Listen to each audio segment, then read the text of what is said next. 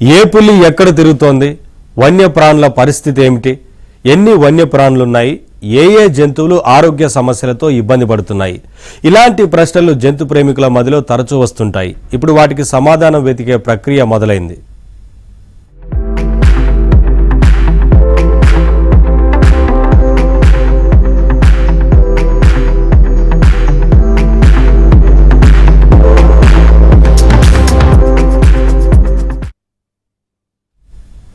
తెలంగాణలో పులుల గణన మొదలైంది. అడవుల్లో ఏ వన్య ప్రాణి ఎక్కడుందో తెలుసుకునే ప్రక్రియకు తెరలేచింది. ఈ క్రమంలో వాలంటీర్ల సేవలు కూడా వినియోగించుకుంటున్నారు.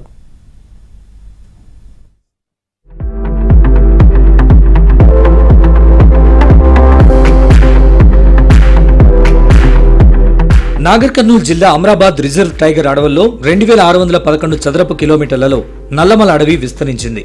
ప్రస్తుతం ఈ అడవుల్లో పులి కూనలతో పాటు 36 పెద్ద పులులు ఉన్నాయి. వన్యప్రాణులైన పులులు, జంతువులను పక్కాగా గుర్తించి వాటి సంఖ్యను తేల్చేందుకు అటవీశాఖ అధికార యంత్రాంగం సంసిద్ధమైంది. ప్రతి 4 సంవత్సరాలకు ఒకసారి national tiger conservation authority New Delhi వారి ఆదేశాలతో జనవరి 20 నుంచి వన్యప్రాణి గణన ప్రక్రియ కొనసాగుతుంది. జిల్లాలోని అమరాబాద్ రిజర్వ్ టైగర్ అటవీ ప్రాంతంలోని అభయారణ్యంలో లెక్కలు తేల్చే పని మొదలైంది. Dehradun wild life institute of India, national tiger conservation authority ఆధ్వర్యంలో ఈ గణన చేపడుతున్నారు. ఈ లెక్కింపులో పెద్ద పులులతో పాటు శాకాహార, మాంసాహార జంతువులు ఎన్ని ఉన్నాయనే వివరాల్ని సేకరిస్తారు.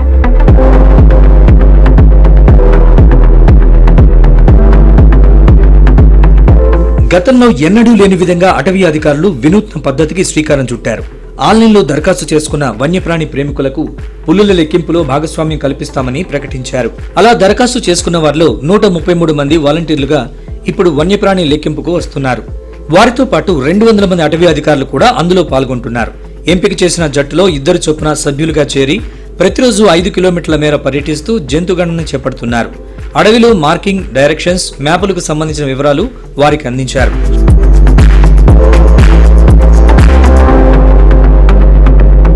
మొదటి విడతగా 3 రోజుల పాటు మాంసాహార జంతువుల లెక్కింపు జరుగుతోంది. ఇందులో కేవలం జంతువుల వివరాలు, పాదముద్రల్ని సేకరిస్తారు. ఆ తర్వాత 3 రోజుల పాటు శాకాహార జంతువుల గణన ఉంటుంది. ఈ మేరకు గుర్తించిన వాటి వివరాలను ఎప్పటికప్పుడు ఆల్ ఇండియా టైగర్స్ ఎస్టిమేషన్ యాప్లో నమోదు చేస్తారు. ఆ తర్వాత ఆన్లైన్లో పొందుపరుస్తారు.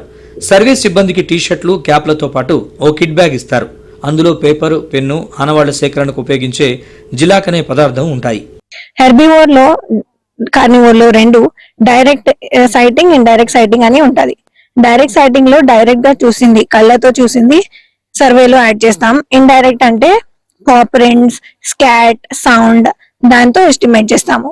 అండ్ హెర్బివోర్ లో 2 కిలోమీటర్ పాత్ ఉంటది.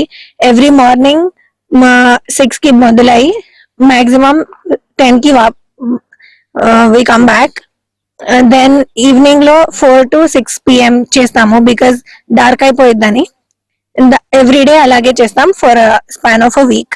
ఫుట్ మార్క్స్ పట్టుకొని ఎట్లా ఎస్టిమేట్ వేయటం అనేది జరుగుతుంది. అలానే ఈ ఫస్ట్ 3 days లో ఎన్ని రకాల చెట్లు ఉన్నాయి, చిన్న చిన్న చెట్లు ఎన్ని ఉన్నాయి, వలమూలికలు ఎన్ని ఉన్నాయి, అట్లానే వీడ్ ప్లాంట్స్, పనికిరాని మొక్కలు ఎన్ని ఉన్నాయి, ఎంత వరకు డ్రై గ్రాస్ ఉంది, ఎంత వరకు మనకి నేల మట్టంగా ఉంది అనేది మొత్తం లెక్క వేయటం జరుగుతుంది. అలానే నెక్స్ట్ 3 days వచ్చేసి కార్నివోరస్ యానిమల్స్ గురించి, ఎన్ని టైగర్స్ ఎన్ని ఉన్నాయి, చిరుతపుల్లు ఎన్ని ఉన్నాయి అని లెక్క వేయడం జరుగుతుంది. అది ఏ డైరెక్షన్ లో వెళ్ళింది, ఎక్కడెక్కడ ఉంటుంది, నివాసం ఎక్కడెక్కడ ఉంటుంది, పిల్లలు ఉన్నాయా లేవా, అసలు ఎంత వరకు ఉంది కౌంట్, ఏమన్నా అంటే వాటి ఏజ్ బట్టి ఇవన్నీ క్యాలిక్యులేట్ చేయడం జరుగుతుంది. ఈ మొత్తం ఈ 6 days కూడా మాకు తెలంగాణ ఫారెస్ట్ డిపార్ట్మెంట్ అకామిడేషన్ ఇచ్చింది. జంతు గణన పకడ్బందీగా చేపడుతున్నామని జిల్లా అటవీ శాఖ అధికారులు తెలిపారు. అందుకు గాను 214 బీట్లలో తమ సిబ్బందితో పాటు వాలంటీర్లను ఏర్పాటు చేశామన్నారు.